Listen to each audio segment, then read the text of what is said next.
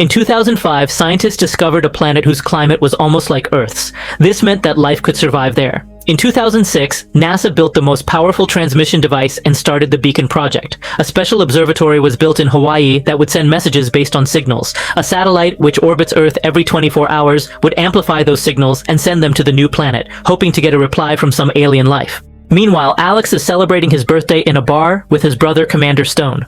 Stone wants Alex to join the Navy with him, but Alex refuses. Stone goes off to flirt with Samantha. Samantha keeps asking for a burrito, but the kitchen is closed. To impress her, Alex runs to the nearby store, but it's locked too. He climbs up to the roof to get inside, but the roof panel breaks and he falls down. Alex grabs a burrito, heats it up, leaves money on the counter, and tries to climb out through the ladder. But he slips, crashes down, and damages a lot of products. A few seconds later, the police start chasing him. While running on the street, he somehow manages to give the burrito to Samantha before the police catch him with a taser. The next morning, Stone scolds him for always getting into trouble. Things get worse because Samantha is the daughter of an admiral, which could cause problems for Stone's job. Stone angrily says that his brother has no job and no sense of responsibility. Then he declares that Alex will be forced to join the Navy. Sometime later, an event called RIMPAC takes place in Hawaii. Dozens of ships gather for the world's biggest marine warfare exercise, meant to improve cooperation among countries. Before the real exercise begins, there's a small football tournament. Now Alex has become the leader of the American team and is dating Samantha. During the final match against Japan, Alex gets kicked in the face and is given a penalty. Stone says Alex has a concussion and someone else should take the kick. But Alex gets angry, shouts at his teammates, and takes the kick himself. He misses badly, and Japan wins the match. That night, Alex promises Samantha that he'll ask her father for permission to marry her, even though he thinks that tradition is outdated. Meanwhile, the signal sent by the Beacon Project finds something in space. The next day, Admiral Terrence gives a speech at the opening ceremony. Alex arrives late and quietly joins his team, but the higher officers notice. After the party, Samantha convinces her father to talk to Alex for 5 minutes. But it's clear that Terrence doesn't like him. Nervous, Alex goes to the bathroom to practice what he'll say. Then Nagata, the same player who kicked him earlier, mocks him. The argument turns into a fight. A few seconds later, both of them are standing in Terrence's office, pretending it was just an accident. But Terrence doesn't believe it and scolds them. Then Terrence calls Alex alone and tells him that he's wasting his potential and that Samantha deserves someone much better. The first day of the event goes smoothly. Everyone shows teamwork and directs ships, planes, and helicopters. But that night, Stone reveals that as soon as the exercise ends, Alex will be kicked out of the Navy. The next day, Samantha is at work. She's a physical therapist and is helping Mick, a former colonel who lost both legs during combat duty. Mick is very depressed, so Samantha takes him on a hike and tries to teach him to see life from a new perspective.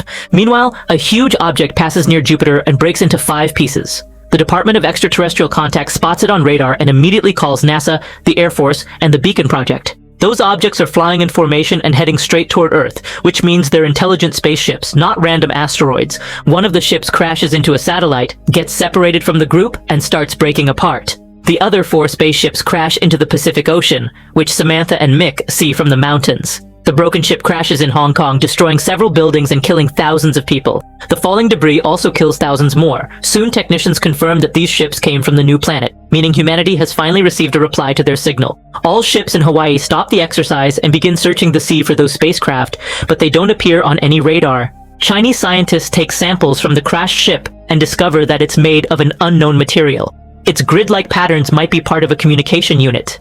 A few hours later, the ships near Hawaii see something strange on the water, but it still doesn't appear on radar. A small boat goes near the spaceship to try contacting it, but there's no response. Alex jumps onto the metal surface, but nothing happens. Then he tries touching the main structure. Suddenly, he's hit by an electric shock and thrown backward. Cora runs to help him. At that moment, the spaceship charges up energy and fires 2 beams into the sky. This creates a force field that traps half the fleet inside. The people inside can't contact the outside world, and their radars start failing. A fighter jet tries to cross the force field but explodes on impact. Suddenly, the spaceships rise from the water, proving they are enormous and incredibly advanced. When Stone blows his ship's horn as a warning, the spaceship responds with a powerful shockwave that breaks every window and makes everyone's ears hurt.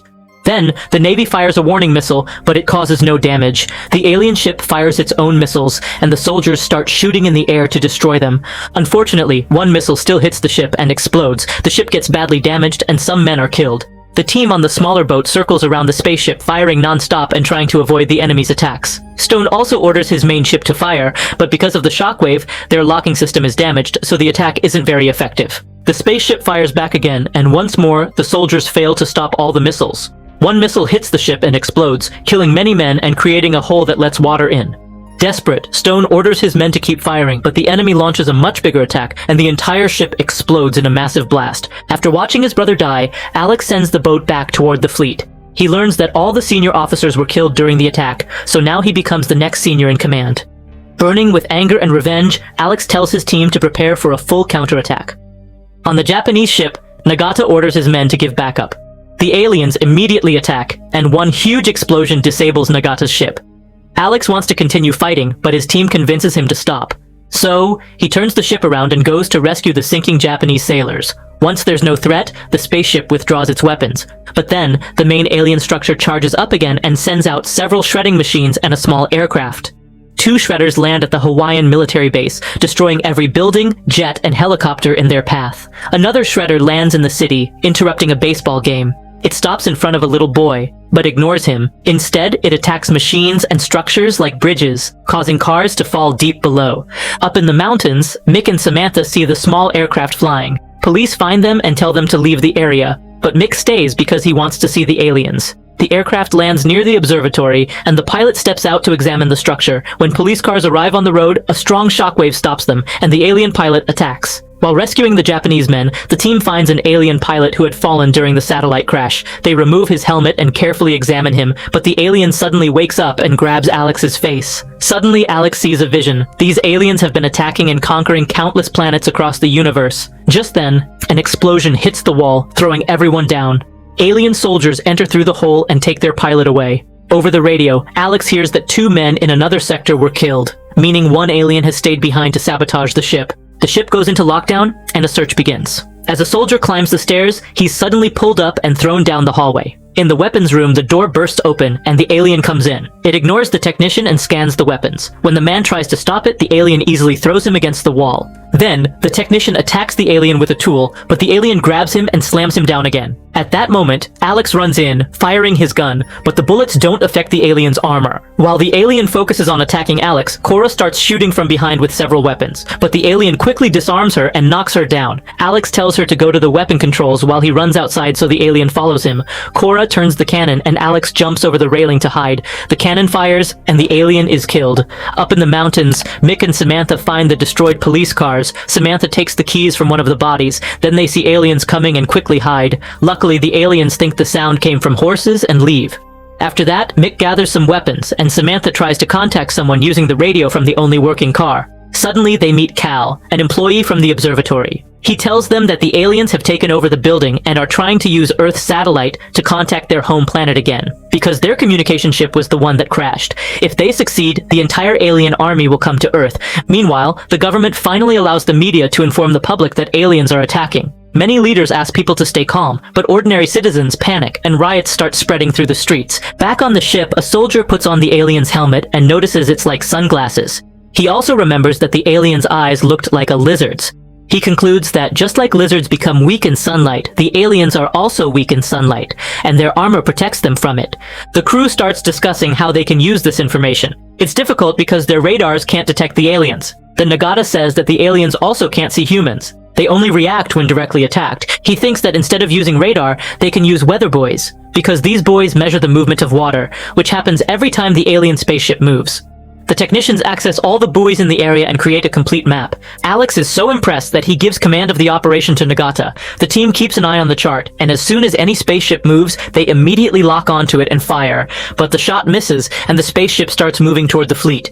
Meanwhile, Samantha spots another spaceship and wants to inform Alex about the observatory. Cal explains that the aliens are sending a jamming pulse to block their communication. That means it's not a solid wall. There are a few gaps through which a message can be sent. But for that, he needs a device kept inside the observatory. Mick forces the scared Cal to go and bring it.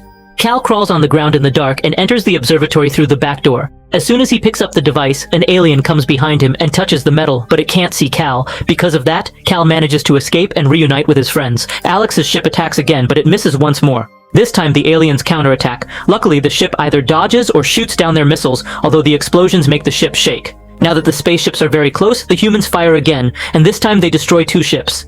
At that moment, Samantha manages to contact the ship. She tells Alex that the aliens will contact their home planet in 4 hours, so it's necessary to destroy the observatory before that. Alex asks for more details, but the call gets cut off. Then the team notices unusual water movement near the buoys. It seems like the spaceship is changing positions repeatedly to confuse them. Alex gets an idea and orders the crew to prepare the weapons. All night, the ships move toward the island and stop there by morning. When the spaceship comes close, they wait for the sun to rise and then fire to break the windows. As soon as the sunlight hits, the aliens become blind and the soldiers launch missiles, blowing up the spaceship completely. Suddenly, the shredders return and start destroying Alex's ship. Soldiers die and many explosions occur. One man gets trapped in the hallway, but Cora pulls him out and saves him. The ship begins to sink and the crew jumps into lifeboats to survive. Alex and Nagata support each other, climb to the top of the last section, and jump off just before the ship explodes. Watching this from the mountains, Samantha and Mick decide to go to the observatory, but Cal stays behind. The soldiers on the lifeboats feel defeated, but Alex says they can still use the old battleship that's been kept as a museum. They climb aboard and find that all the systems are manual and outdated. They also don't have enough people or experience. Thankfully, retired sailors who were visiting the place for an event come to help. The two teams work together, remove the decorations, start up the systems, and do the necessary repairs. The ship sets out and sees that the alien structure is again firing a beam. This time, it rises from the water as a battle machine filled with weapons. Alex orders Cora to turn the cannon sideways, and the ship starts rotating. As soon as the aliens fire, Alex gives the command to drop the anchor. The ship stops, and the enemy missiles fall into the water. Then the humans fire with full force and slowly damage the spaceship. The aliens strike back, but the ship doesn't sink. The crew keeps firing, and finally, they destroy the spaceship and the device that maintains its force field. Because of that, the rest of the fleet joins the battle along with Terrence. At the same time, in the observatory, the aliens send their message and a beam of light shoots into the sky. Mick and Samantha reach the place in a police car and crash it into an electrical connection. The transmission stops, but now Samantha and the gun are trapped inside the car. When an alien approaches, Mick jumps on it, and a fight begins. During the fight, the alien's helmet falls off, and sunlight blinds its eyes. Mick gains the upper hand, but the alien knocks him down again. Just as it's about to kill him, Cal returns and kills the alien with his device. Then Mick strangles it to death, while Cal helps Samantha. The three of them run away, but the remaining aliens reconnect the system to send the message again. On the battleship, the crew prepares a special missile to destroy the observatory. The damaged alien spaceship releases more shredders. The humans have only one missile left, and they believe this will be their final attack. They might die with it. The missile is launched and blows up the observatory. All the aliens there die, and the message is permanently stopped. When the shredders are about to destroy the battleship, fighter jets arrive and blow them up first. The jets also destroy the remaining pieces of the spaceships, and finally, the war ends.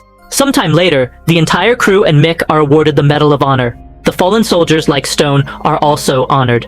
Terrence promotes Alex to commander and gives him his own ship. After the ceremony, Alex finally asks Terrence for his blessing. At first, Terrence refuses, but then jokingly invites him for a burrito lunch. Meanwhile, in Scotland, three boys explore a ruined building and find a piece of an alien ship. They call a technician who cuts it open, and inside, there's a living alien. So friends, I hope you liked this video. If you liked the video, then like, share, and subscribe to the channel. See you in the next video. Till then, bye.